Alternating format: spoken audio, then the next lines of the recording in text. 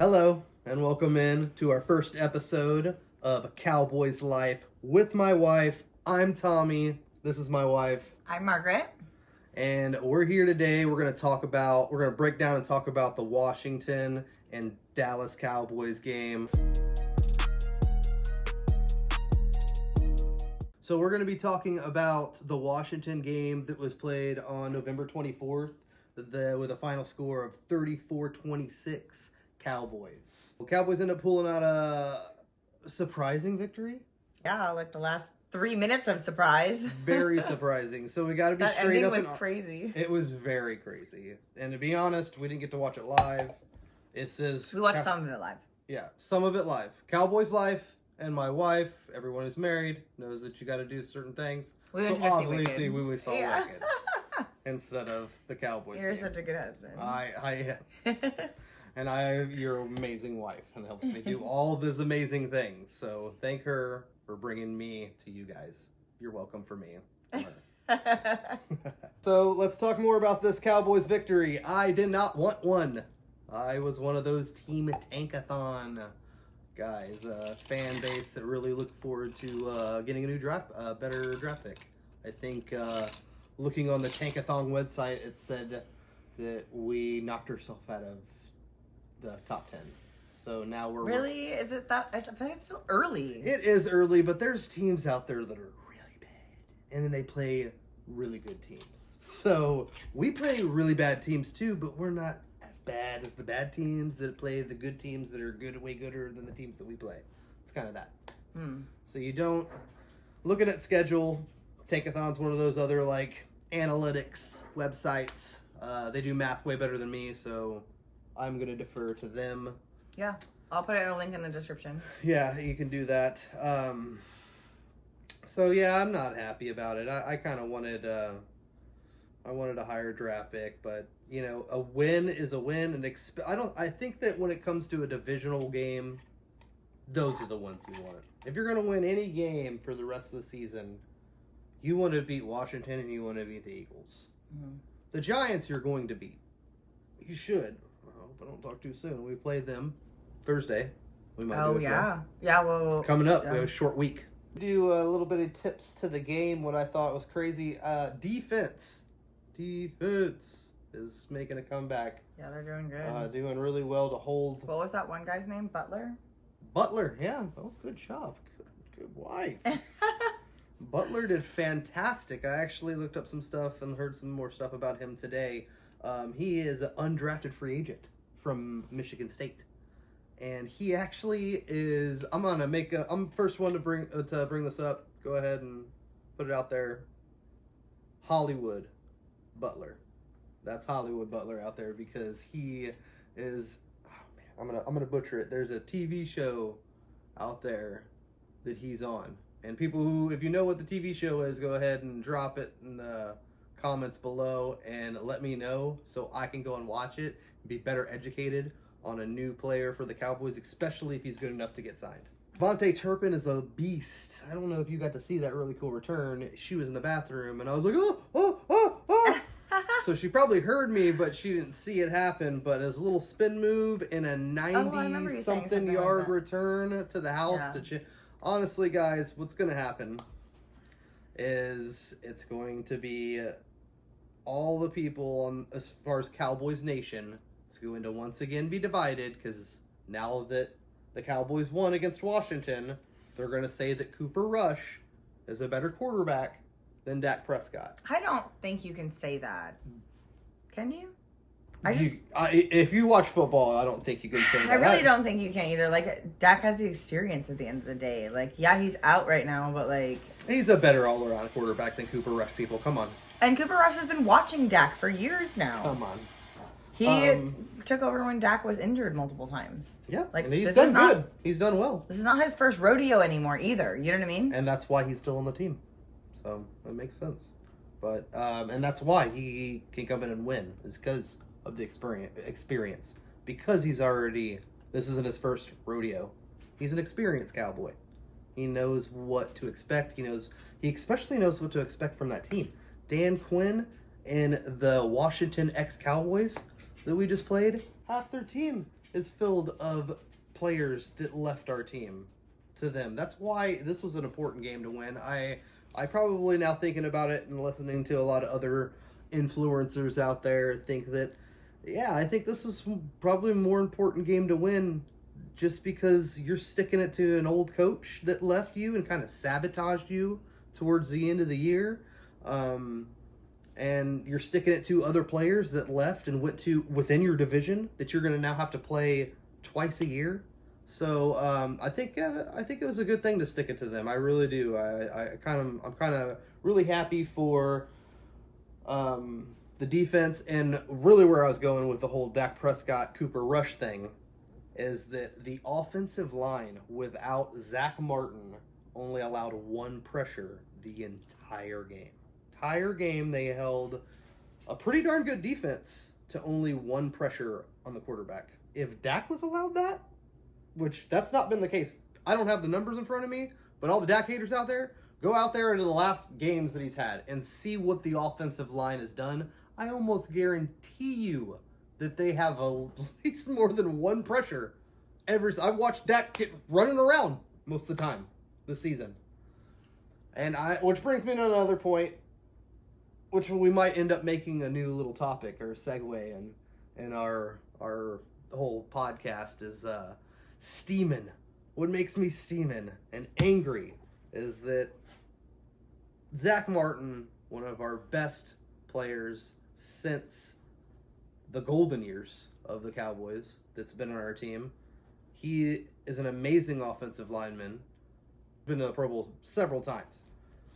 But he is slipping bad, guys. He's been slipping real bad. So I think that maybe this change of bringing in these young guys and giving them the chance to go out there and do something, especially in a division game where they had to play with some of these guys. Like this offensive line, these young offensive linemen had to block Dorrance Armstrong.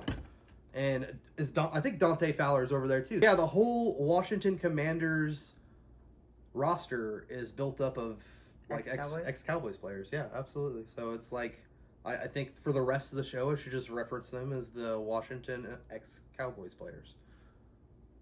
So they already know like how the Cowboys... Dan Quinn was our old defensive coordinator. I used to love him. Backwards hat guy. Representing. Back to Zach Martin. Zach Martin just held out. Like, everybody's so mad at Dak Prescott. But Zach Martin, which I know, guys, Dak Prescott is not several-time Pro Bowler. He's not going to go into the Hall of Fame. Zach Martin has definitely earned that. He is definitely that guy. But he held out for more money. I feel like, you know how like they're like, okay, you hold it and talk about your emotions. I feel like this is your steaming. This your is steaming ball. My emotional ball whenever I'm steaming. You're like you're like one of those like squishy things. Yeah. You like squish when it's you're fully stressed out. It's totally inflated fully, guys. And look at this. It's not. I know. But it makes it look. You look so cool. Zach Martin, why did you ask for more money when you were too old and knew that you didn't need it? You have enough money and you're old. You could have a restaurant. Jerry Jones will just get you a restaurant like the other rest of the Cowboys guys. You can make a bunch of money that way. Instead of taking the salary cap money from other players. All right. Are you ready for your hot or not this week? Hot or nots. Hot or not for this week. First off, let's start with the hot. The hot is going to be... She named it. What? Butler. Oh. Hollywood Butler. This guy came in and did excellent. I think he had 4 pass breakups off the bench. Just coming in, backing up Trayvon Diggs. That's some hard shoes to fill. One day, Cowboys fans, we will have Trayvon Diggs and Deron Bland on the field at the same time. And I feel like that's going to be cool. It's going to be really special to have 2 cornerbacks that are ball hawks and are awesome. So I'm really hoping they rest them fully so that we can see them at 100% and just see what that looks like. It's going to be so fun. So fun. But backing up Trayvon Diggs, Butler did an amazing job. And so he is my hot. Way to go, Butler. Hopefully you can make the team. My not was my steaming pick. was, it's sad because I guess I can't use him as a not. He didn't play, but it makes me mad that he didn't play and we looked better. So does that still count? Yeah. I think it counts as a not. Sorry, Yeah. Zach Martin, but you steamed me up and you made me mad. I think me thinking a lot about the holdout and how all these people have been so mad at Dak Prescott for the money he's made and he's just injured has made me, I guess, actually I should cut all that because now I'm going to sound defensive and all the people are going to call me a Dak apologist, a Dakologist or something. But they should also know who you are because I don't you are choose a one Dak side. lover. You're a Dak lover. I do love Dak, but I also am hard on people. I'm also And hard you'll on tell- Dak. You are, and I feel like you won't. And he if has he not does had a a good bad season. job, He had a you'll shitty admit season. it. He's had a shitty season this year. So all the people who hate on him, yes, you're winning because he has sucked. And Cooper Rush did not win that game. I feel like that was the craziest part of the game is that it was like not passing yards that caused touchdowns. It was like weird, like stuff going on, like the one where they like did the, what is it called? Where they pushed it through and then it like bling, and then it like bounced off and then it was like bing, and I was like, what is going on? Why is the ball binging around? Yeah, there was a little This is ping pong? Like, what is going on? There was a couple of times where the ball was bouncing around a lot, and I think that you're right. Because of those weird bounces, the ball bounced our way this time. I feel like multiple times. Mhm. That's how it was. Like we watched the first half live, and then the second half, when we found out what the score was, we were like, wow, that was like a crazy second half. Because it was what, 10-3 at halftime? Or was it less? Was it 3-3 at halftime? Yeah. 3-3. So it was 3-3 at halftime. It was 3-3 That- at halftime. And then we saw the score was 36-24, and we were like, what happened? Yeah.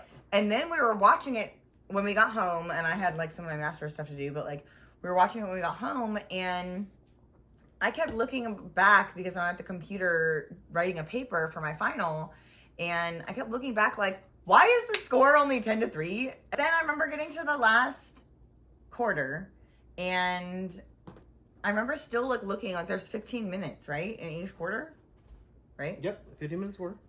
15 minutes. And like I kept looking at the score, and it was like still 10-3, and I'm like, why? Like what? When does this happen? So even though we knew the score, we literally couldn't tell what was going on because then it was the end of the game. We thought, oh, that's where the field goal was at the very end of the game. No, It was 27-27, remember? Oh, yeah, Or 27-26. Looking at the drives right now. It was 27-26 at the end of the game, and you were like, are they going to tie? Is that how we win? And I was like, I don't know. And then they missed that, and that's when the weird, like, punt happened. And he went to punt it, and something happened, right? When he punted it in Washington? And it went, boop, and it bounced. Oh. We had a block punt. They blocked our punt. No, but remember the very end of the game?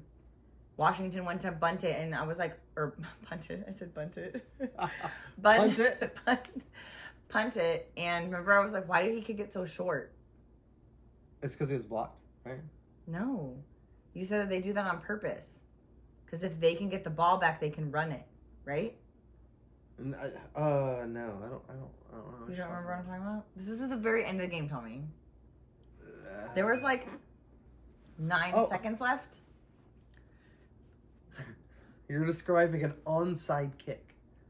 So no, the rule for an onside kick is whenever both teams are lined up for one kicking the ball, the other receiving the ball. Mm-hmm. Whenever that exchange happens, if that ball can travel 10 yards, the kicking team is allowed to touch it. However, if the kicking team touches That's the what ball he was trying to do. within 10 yards, then it's illegal. Yeah. So they want to kick the ball. So they can try to get the ball back. Just 10 yards. And then get it back. Yeah. So, like, that. But they did that, and it bounced into a Cowboys. It bounced right into, arms. I want to say Wanye Thomas's arms. And he took just it ran. to the house. He was like, Yep. see ya. Just gone. Which, honestly, That's why it was a crazy game. It was very entertaining, I'll tell you that. there's lots of controversy behind that because much like I was telling you with strategy of the onside kick, there's lots of strategies to a game. One of the biggest strategy is time of possession. So what Wanye Thomas could have done, which that most analytics would tell him to do, instead of taking that ball to the house, what he was supposed to do is just fall on it. Because what they could have done after falling on it is kneel the game out, and it's over. He didn't actually need to score again.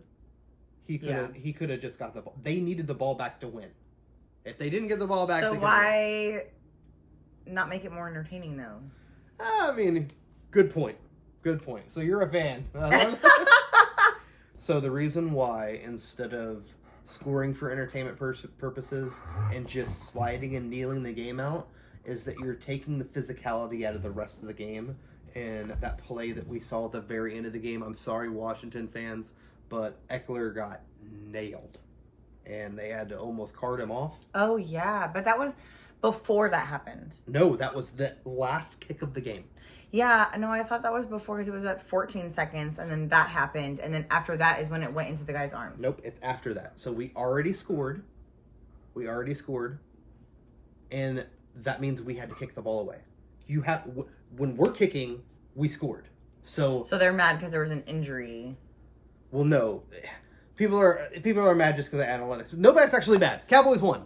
So if you're mad about Cowboys winning, it's because you're like me and you wanted a higher draft pick and you know it's scrapped no matter what this year because you don't have a good running game and a lot of your players are hurt for pretty much the duration of the rest of the year. You're not getting Dak Prescott back. I don't think you're going to be able to get Sam Williams back. I don't think you're getting your first round draft pick Nealon back. There's several other players that you're just not going to get back before playoffs come around to make a big enough run for this thing. So why not play the smart card and just throw all your rookies in, get as much, and this is my Trey Lance thing too. Put freaking Trey Lance in there. Cooper Rush, yeah, he can win you a game. Obviously, he can win you a game. He's not better than Dak Prescott, but he can win you a game. What we have is a guy that we spent a 4th round draft pick. It's a 3rd string quarterback, and we're one of the only teams that have 3 quarterbacks on our roster. We might as well use that roster spot for somebody who's a superior talent in another way if we're not going to even use him.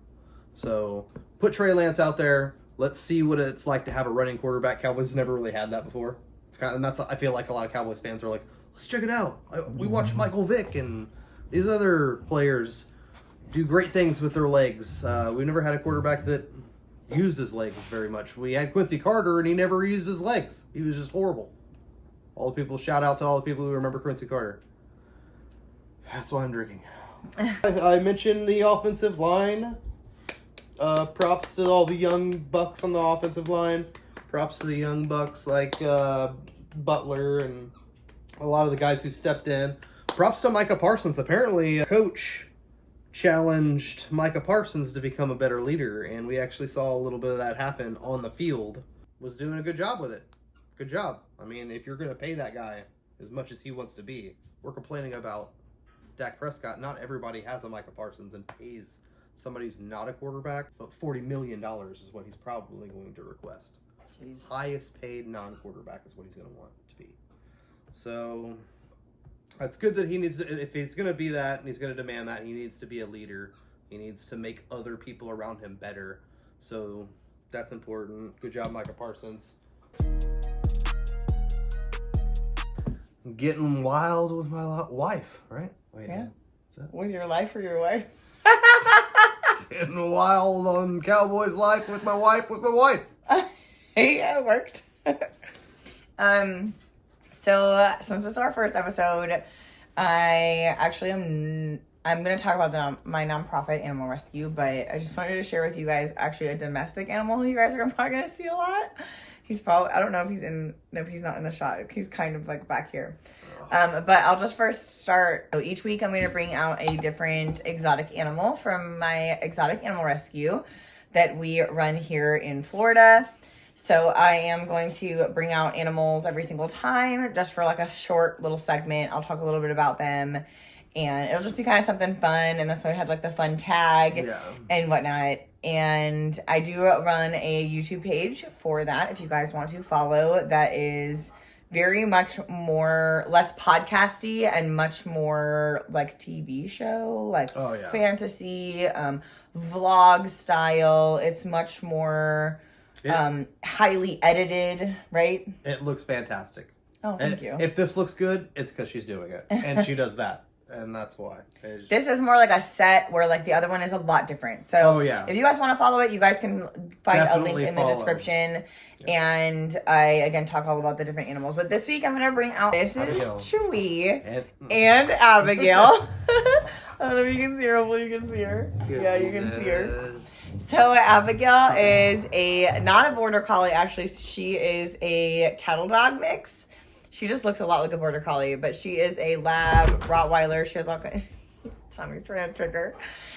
Oh, and she hit the camera. It's bouncing now. You might have to go fix it.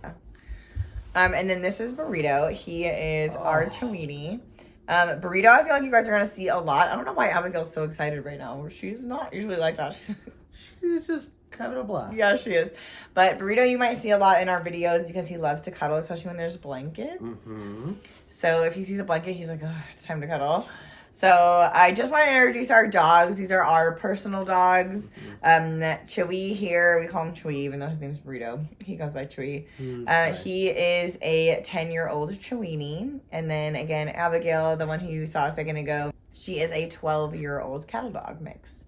So they... You'll see shots with them when they're dressed up for Cowboys game. Right?